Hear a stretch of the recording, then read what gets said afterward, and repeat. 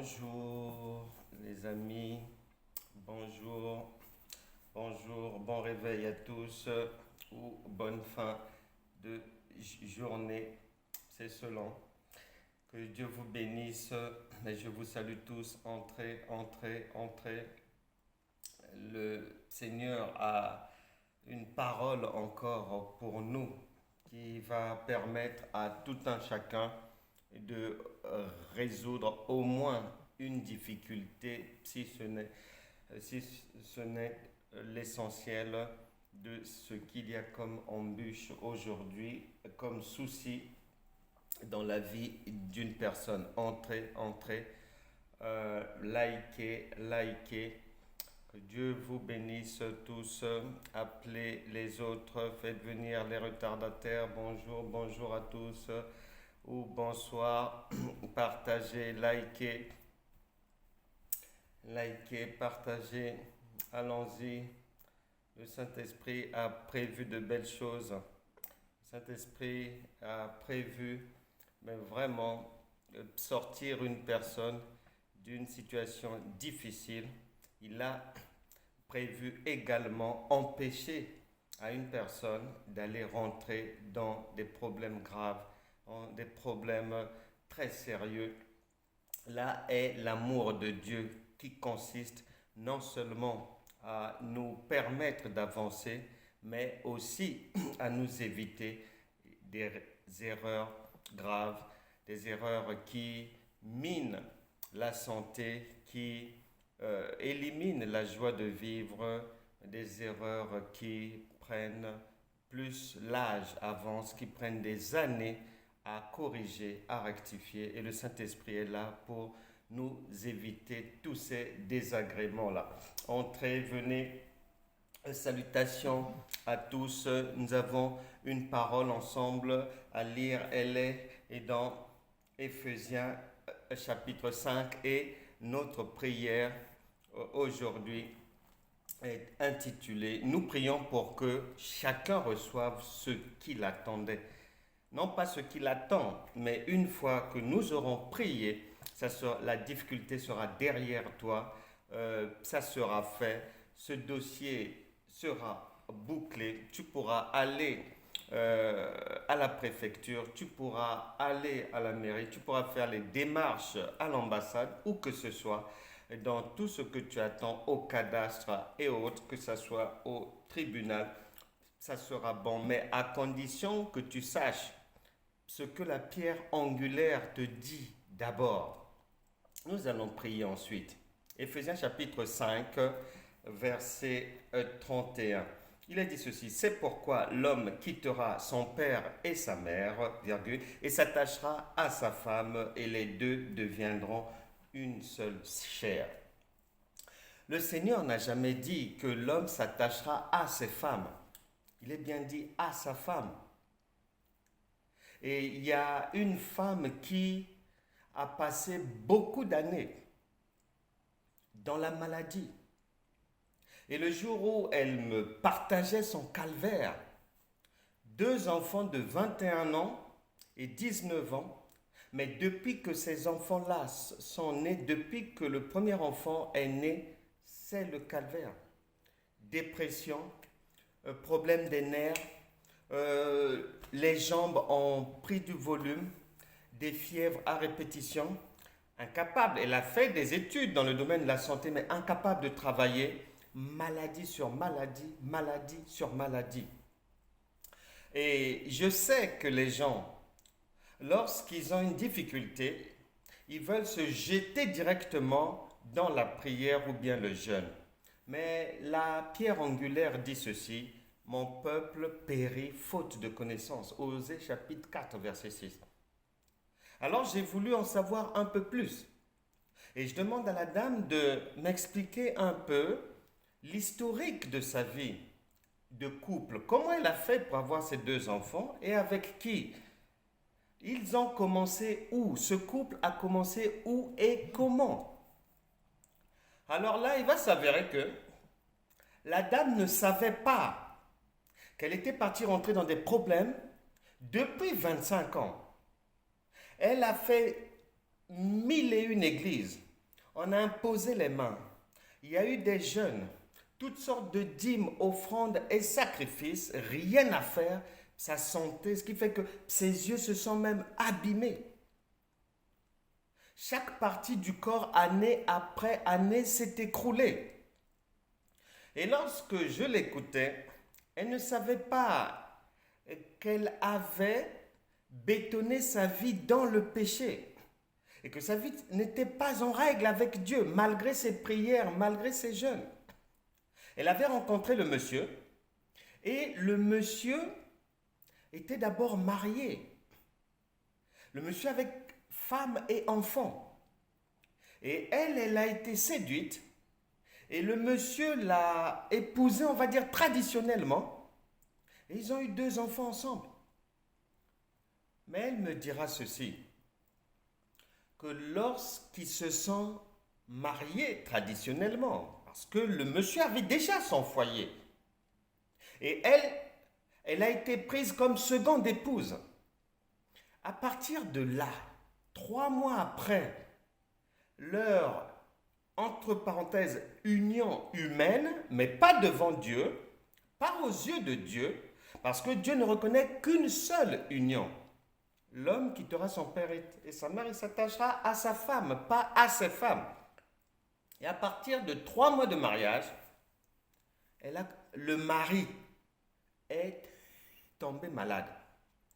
S'en est suivi plus de 20 ans de maladie pour le mari. Et elle-même aussi, la santé s'affaiblissait.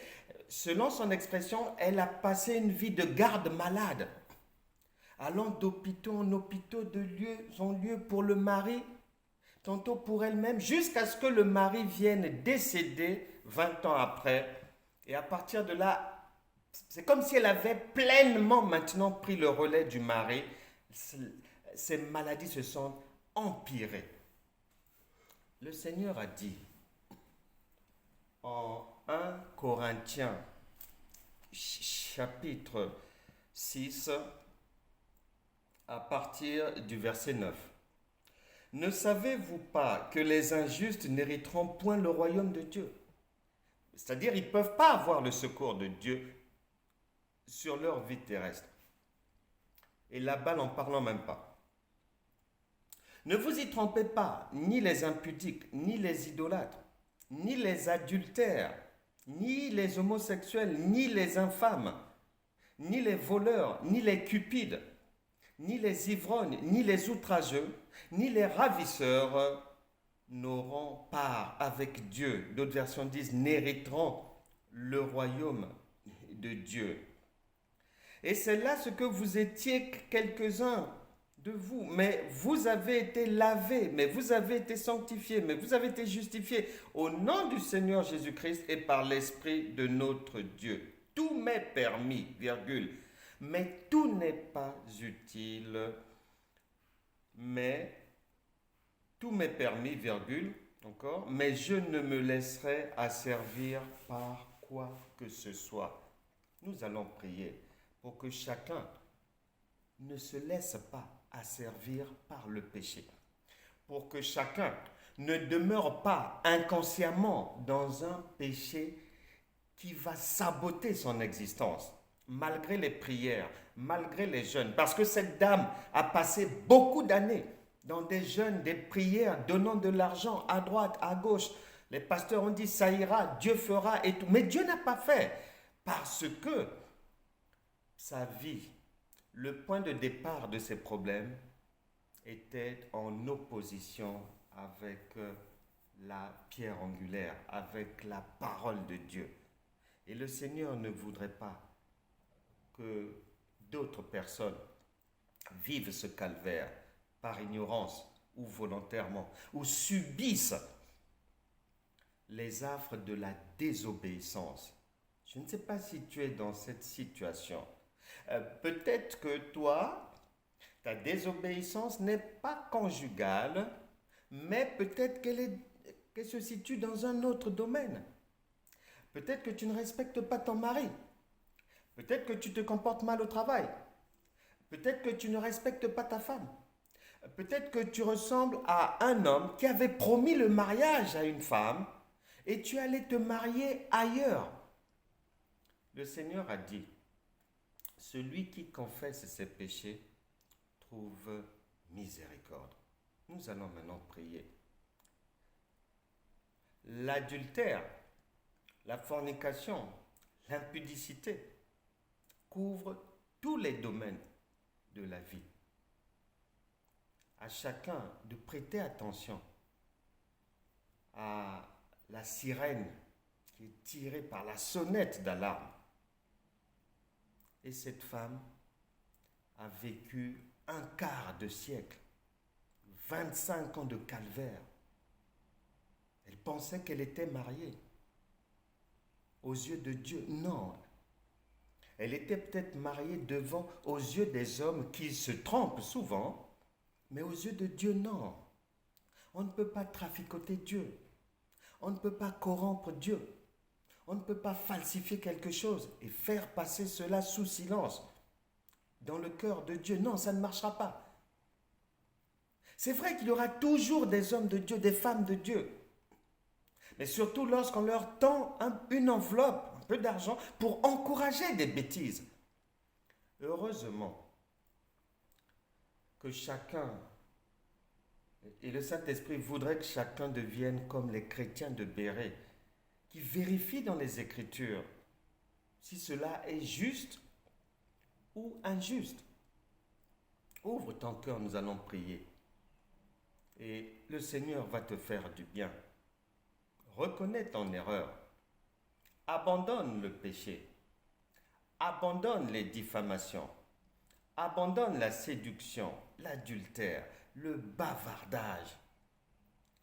Abandonne la jalousie, la convoitise, l'envie, l'ivrognerie, le jeu de coulisses, la fourberie, les tromperies, le mensonge, car le père du mensonge, c'est le diable, disent les Écritures. Nous allons prier pour que chacun reçoive ce qu'il attendait maintenant. La Bible déclare en Jean chapitre 20, verset 23, que par ma voix, vous êtes pardonnés. Si tu reconnais tes péchés, tu reçois le pardon de Dieu. Ce n'est pas compliqué. Un enfant reçoit toujours le pardon de maman. Donc il n'y a pas de protocole à cela. Tu es pardonné. Tu prends la décision de sortir de là. Tu prends la décision de sortir de cette maison. Tu prends la décision de sortir de cette combine. Tu prends la décision de sortir de cette ruse, de cette séduction, de cette relation qui n'est pas légale aux yeux de Dieu. Nous prions maintenant. Seigneur, merci d'avoir pardonné tout un chacun ici. Saint-Esprit, nous te bénissons, nous glorifions ton nom. Tu as dit que si nous te confessons les péchés, la porte est ouverte pour aller se servir à la table du grand roi. Au nom de Jésus, que tout ce que chacun attendait ici, dans son cœur, dans sa maison, dans son travail, dans ses activités, dans son corps, dans ses projets, au nom puissant de Jésus, recevez cela maintenant. Ce qui ne marchait pas va marcher. Les démarches qui étaient bloquées, on les débloque maintenant. Les nuits qui étaient douloureuses deviennent pacifiques maintenant. Que la joie du Seigneur, la paix de l'Éternel, le repos de Christ soit le partage de tout un chacun. Qu'aujourd'hui, que ce jour ne s'achève pas sans que chacun reçoive ici une bonne nouvelle. Que la nuit ne se termine pas avant que chacun reçoive une très bonne nouvelle. Car c'est la volonté de Dieu. Amen. Amen. Excellente journée, bonne soirée. N'oubliez pas d'aller sur Franck Cana TV, abonnez-vous. Et puis on se retrouvera demain soir à 19h, heure de Paris. Que Dieu vous bénisse et chacun a reçu ce qu'il attendait. Croyez, car l'évangile de Jean, chapitre 11, verset 40, te dit clairement que si tu crois, tu verras la gloire de Dieu. C'est jour de joie aujourd'hui pour chacun. À demain, 19h.